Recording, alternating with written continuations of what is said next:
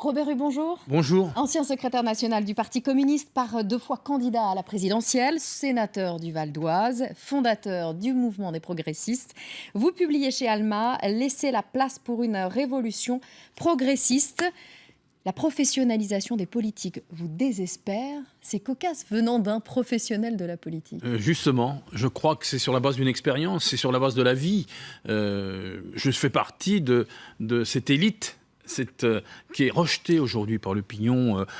Toute la vie politique française marquée par des hommes, des femmes qui sont aux affaires, qui viennent des grandes écoles, qui occupent tous les rouages du pouvoir et qui ne partagent pas. Les gens sont exaspérés par cela, il faut se rendre compte.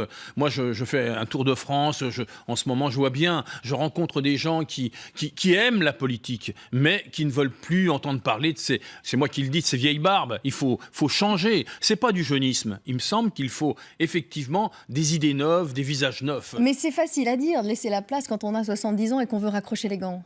C'est facile à dire, mais je suis plus jeune que Juppé. Oui, il est de 45 et vous de 46. Tout à fait. J'aurais pu dire, je fais un tour de plus. J'ai été 2 fois candidat, vous l'avez dit, à la présidentielle, mais c'est pas du tout mon état d'esprit. Je crois qu'il faut mesurer aujourd'hui ce qui se passe dans l'opinion, ce qui peut conduire à un rejet brutal qui touche à terme la démocratie. Et personnellement, je n'ai pas envie de m'inscrire dans une démarche le coup de trop, comme on dit. C'est pas possible. Et vous ne briguerez pas non plus un nouveau mandat de sénateur? Non, je mets un terme à mon mandat de sénateur, ce qui ne signifie pas que j'arrête de faire de la politique. Vous allez faire quoi alors? Mais je vais me passionner, continuer de me passionner pour la vie politique française. Nous sommes dans une situation tellement difficile dans un pays comme le nôtre qu'il convient vraiment que toutes les expériences puissent être apportées. Moi, je ne veux pas faire de la démagogie, je m'applique à moi-même ce que j'ai dit, c'est-à-dire laisser la place. Mais à un moment donné, je crois qu'on peut apporter une réflexion, une sagesse, sans être dans la mêlée politique. Il faut bien voir que aujourd'hui, il y a 1 ou 2 générations qui sont passées à côté de la vie politique française. Les trentenaires, les quarantenaires, il faut qu'ils prennent leur place. Il faut que les anciens acceptent ça. Mais si vous consacrez moins de temps à la vie politique, quand même, vous allez faire quoi d'autre? Oh bah écoutez, j'ai 1000 occupations, je suis un passionné d'histoire, je suis un passionné de cette région qui est merveilleuse en France, qui s'appelle le Lot, où j'ai des tas de choses à faire. Mais aujourd'hui, et je continuerai vraiment avec mes amis à apporter cette réponse sur la base d'une expérience. Mais c'est pas... aujourd'hui, il faut savoir que cette expression qui peut... Je le vois bien avec Sébastien Nadeau, le candidat à la présidentielle, on en reparlera, mais je veux le dire, les idées qu'il porte... Les idées neuves, c'est des idées qui sont tout à fait qui correspondent à son état d'esprit et que je ne peux pas porter, moi. Je peux simplement impulser. L'aider un peu. Au Parti communiste, vous aviez succédé à Georges Marchais et indirectement à un homme que François Hollande aime paraphraser en ce moment. Maurice Thorez, leader du Parti communiste, qui lors du Front populaire, dont la gauche célèbre les 80 ans, avait déclaré « Il faut savoir arrêter une grève ». En gros, ce que dit François Hollande, c'est que voilà, on a négocié, le gouvernement a négocié, la loi a été modifiée, maintenant on arrête. Mais François Hollande, faut-il qu'il fasse comme tout le monde, c'est-à-dire qu'il donne la phrase de Maurice Thorez complète. Maurice Thorez dit il faut arrêter une grève, mais quand les revendications sont dès reconnues. Que la satisfaction a été obtenue. Voilà, donc il est évident qu'on oublie toujours ce bout de phrase. Mais je pense que pour arrêter une grève, il faut effectivement que les conditions soient réunies, que les salariés puissent effectivement se prononcer sur les avancées possibles avec les accords obtenus. Mais est-ce qu'au fond, vous aussi, vous n'avez pas envie de dire, bon, arrêtons la grève par solidarité avec les usagers des services publics, avec les sinistrés des inondations, avec les supporters de l'euro? Mais les salariés que j'ai entendus, pas ceux qu'on sollicite de trop parfois, ceux que j'ai entendus sont complètement solidaires, ce sont des gens responsables. Moi, je connais les bien... derniers sondages montrent que les Français qui sont sondés en ont marre. Hein, et en même temps, accordez-moi que les Français ont un regard sur la loi, par exemple, travail, qui est majoritairement hostile. Donc, c'est pas si simple. Et puis, c'est vrai que moi, je connais les responsables, notamment de la CGT, des transports Transports, de la SNCF, sont des gens extrêmement sérieux, responsables, qui n'ont pas envie d'apporter une gêne supplémentaire. Mais ce qui est indéniable, dans la solidarité. c'est que ça va encore gâcher la vie des Parisiens et ça va gâcher la vision que les étrangers ont de la France. On vit aussi du tourisme, on est la première destination touristique. Oui, mais c'est toujours le problème d'un conflit social. Il faut prendre en compte leurs revendications.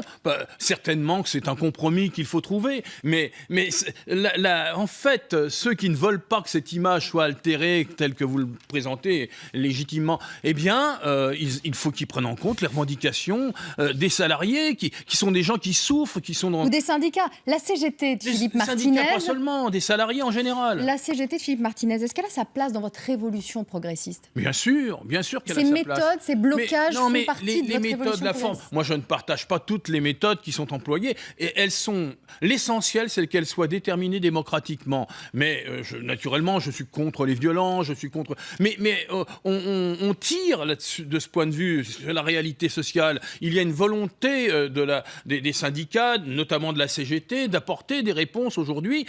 C'est un syndicat qui est comme tous les syndicats, pas seulement d'ailleurs les syndicats, parce qu'on coupe entre syndicats réformistes et syndicats de Laurent Berger est pour cette loi et Philippe Martinez... quoique il se modère est pour cette loi, mais une majorité de Français n'est pas pour. Donc il faut bien prendre en compte une réalité. Et puis il faut cesser de parler de syndicats réformistes et d'autres qui ne le seraient pas. Et les syndicats, d'une façon générale, y compris ceux qui sont dans la radicalité, sont pour la réforme. Je crois l'essentiel, c'est de voir comment aboutir au compromis constructif. Un compromis, c'est pas forcément le reniement. Emmanuel Macron pris pour cible à Montreuil hier avec des G2. Est-ce que vous approuvez ces méthodes ? Écoutez, moi, je ne suis pas pour toutes ces manifestations de violence. Il y a... je pense que quand même aller célébrer le Front populaire, l'anniversaire, là où effectivement il y a des tensions dans un moment... Il n'a pas le droit de célébrer le Front populaire, Emmanuel Macron ? Il a tout à fait le droit, mais il faut trouver l'équilibre. Ça traduit certainement de sa part une approche de la vie politique qui reste encore à confirmer. Il est clair... Il fait ses armes. Pardon ? Pourquoi tant de haine, à votre avis, à son égard ? Je pense qu'il y a de la haine, le mot est trop fort. C'était violent hier. Mais oui, mais parce qu'il porte des démarches parfois qui ne sont pas comprises. Il est le symbole de ce que la gauche finalement reproche à la gauche ? D'une partie de la gauche reproche à la gauche, ouais. Parce que je crois qu'il ne faut pas être uniforme. Une partie de la gauche qui se retrouve aussi, c'est pas forcément mon cas, mais qui se retrouve aussi dans cette inflexion parfois social-libérale qu'on connaît. Moi, je pense que je ne suis pas d'accord avec cette inflexion-là, mais en même temps, je ne pense pas que la gauche apportera des réponses globales au pays quand elle pèse à peu près 30% dans l'opinion publique en général, si elle ne se rassemble pas. Mais vous qui appelez justement à un renouveau de la vie politique et à la présence d'hommes qui ne sont pas des politiciens politiques, etc., Emmanuel Macron, il doit avoir grâce à vos yeux, non ? Un peu quand même. Emmanuel Macron, c'est pas un nouveau de la politique. Il a fait d'autres choses avant. Non, c'est pas ça. C'est que ce que je vous ai dit tout à l'heure, pardonnez-moi, c'est il y a cette élite qui existe, ces gens qui sortent des grandes écoles, qui sont formatés, etc., dont les Français sentent bien qu'ils exercent un pouvoir sur eux. Et donc aujourd'hui, Macron en est issu. Il sort de l'ENA, il a tout. Donc il faut couper avec ça. Il faut une autre représentation de la vie politique dans les institutions. Ça, c'est évident. Pour en finir avec Emmanuel Macron, avec ce qui s'est passé à Montreuil hier, un maire communiste qui refuse d'accueillir un ministre. Est-ce que c'est républicain ? Écoutez, il faut interroger le maire de mais Montreuil. Vous en pensez quoi ? Moi, j'ai été maire 32 ans, communiste, et j'ai accueilli des gens qui n'étaient pas de ma sensibilité politique. Ça participe des principes républicains. Donc vous admettez que le fait de ne pas accueillir un ministre n'est pas républicain ? C'est au maire de Montreuil de déterminer ce qu'il doit faire dans sa ville en fonction des comptes démocratiques qu'il a à rendre à la population de Montreuil. Moi, personnellement, je ne ferai pas ça, mais cela dit, je prétends pas avoir le monopole d'un modèle. Mais ce qui est certain, c'est non, je suis attaché aux traditions républicaines. Je pense qu'il ne faut pas de violence.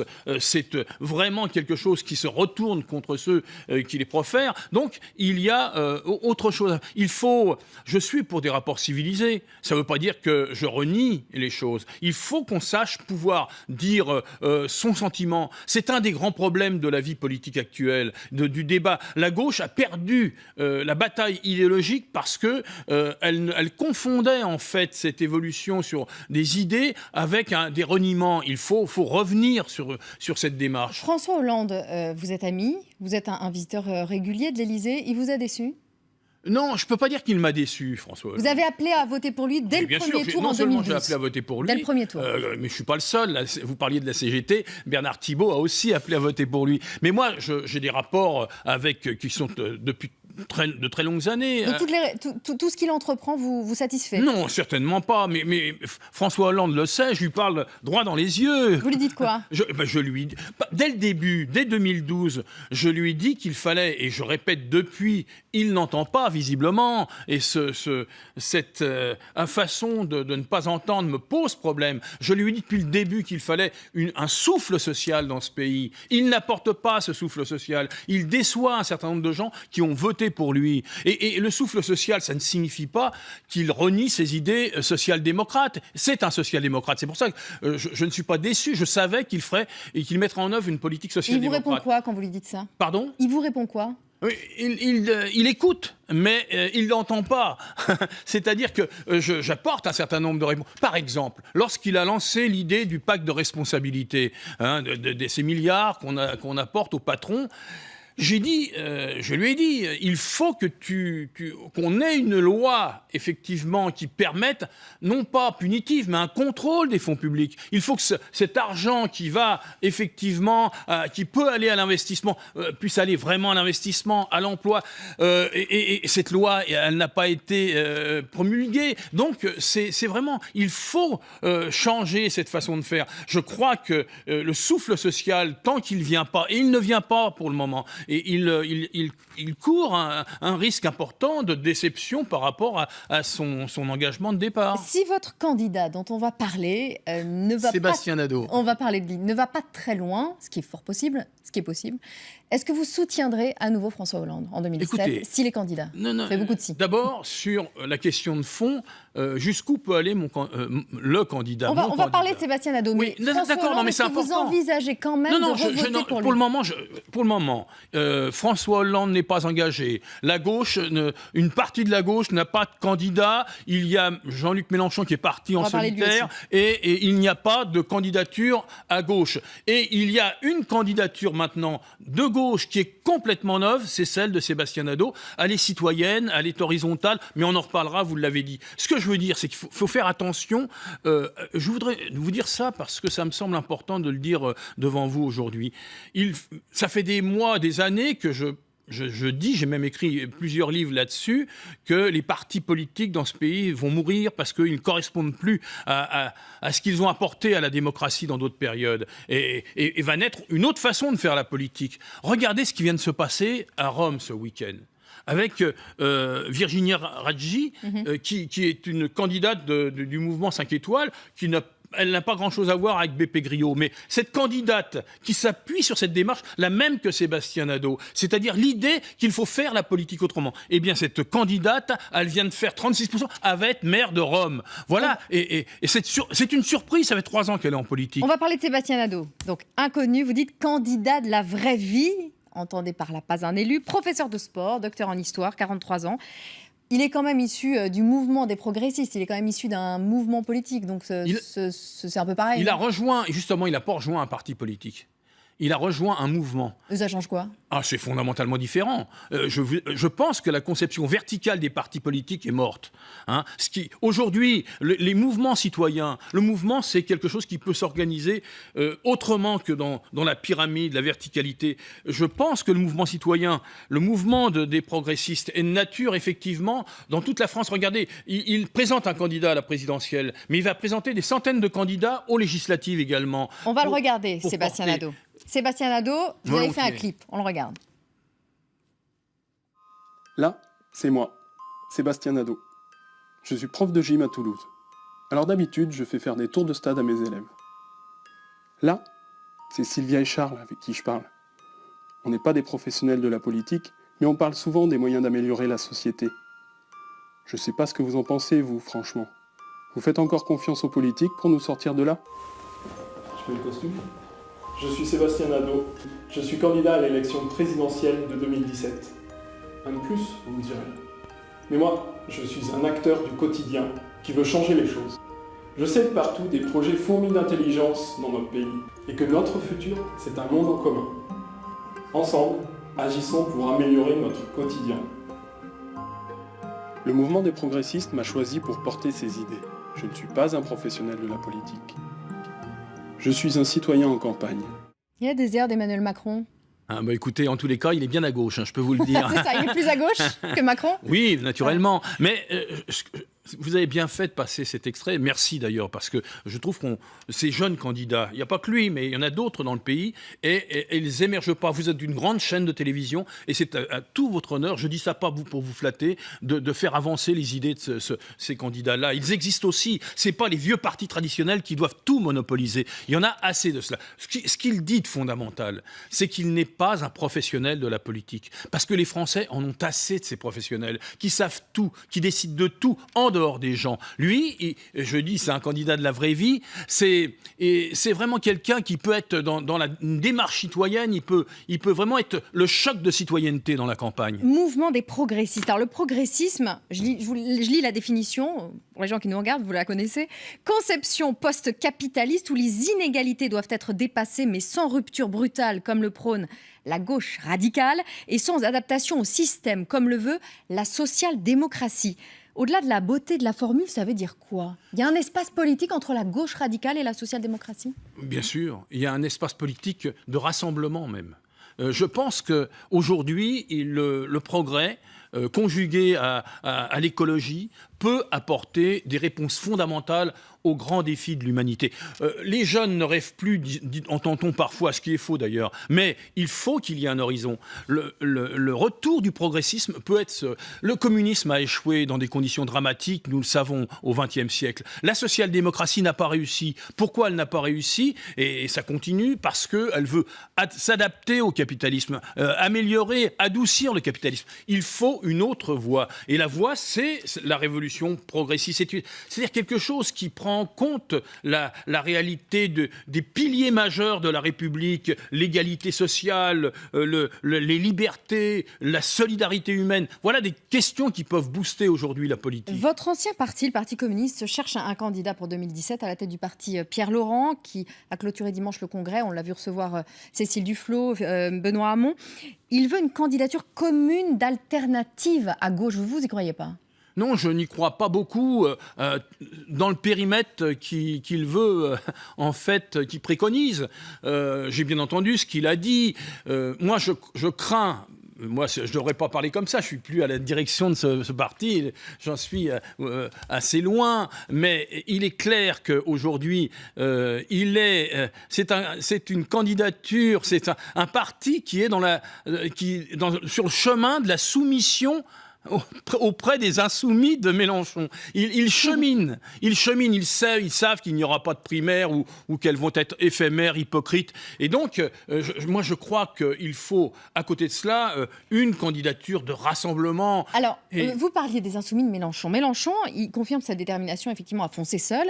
Il a lancé sa campagne ce week-end avec succès, hors des partis, avec des insoumis. Et comme vous, c'est très à la mode. C'est pas un peu populiste d'être hors des partis à chaque fois? Le problème de Jean-Luc Mélenchon, si vous avez passé des images, comme tout le monde, de ce meeting, c'est complètement à l'ancienne. C'est archaïque. Mais il est soutenu par 12% Mélenchon dans les sondages, quand François Hollande est soutenu par 14% des gens. Il réussit. 12% aujourd'hui, je ne vais pas faire des calculs d'apothicaire, c'est pratiquement le score qu'il avait fait en 2012 avec le Parti communiste. Il y a pas. Alors, ce que vous ne pouvez pas lui retirer, c'est qu'il capitalise sur le malaise social, enfin. Est-ce qui n'était pas le cas jusque-là? Certes, mais justement, c'est ça le problème. C'est qu'il capitalise pour le moment parce qu'il n'y a pas d'alternative présentée aux Français. Mais est-ce qu'il n'est pas, lui, une alternative? Pourquoi vous ne le soutenez pas, Mélenchon? Il n'est pas l'alternative parce que bon, moi, je me suis écarté du Parti communiste, d'autant plus qu'il s'en est rapproché. Et pourquoi? Parce que c'est une conception pyramidale, c'est une conception à l'ancienne. Il se prend tous les matins pour De Gaulle ou Mitterrand.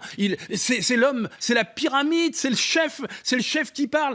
Il n'écoute pas, il est solitaire. Ça ne peut pas marcher. Ça, ce sont les institutions de la Ve République qu'il prétend vouloir réformer. C'est fini, c'est cuit. Ça ne marche pas. Et vous verrez, la solution, elle vient d'une autre conception citoyenne de la vie. C'est pour ça que je crois à Sébastien Nadeau. Vous ne redoutez pas la division de la gauche en 2017 en apportant comme ça un candidat supplémentaire? Parce que je me souviens, en 2012, quand vous aviez appelé à voter François Hollande, dès le premier tour, vous aviez dit je vote François Hollande parce que je redoute le Front National. Mais là, vous apportez une division supplémentaire. Non, c'est pas une division supplémentaire. La candidature de Sébastien Nadeau, elle est porteuse de rassemblement. Elle vise à rassembler des gens qui vont, faisons attention, qui vont aller dans l'abstention.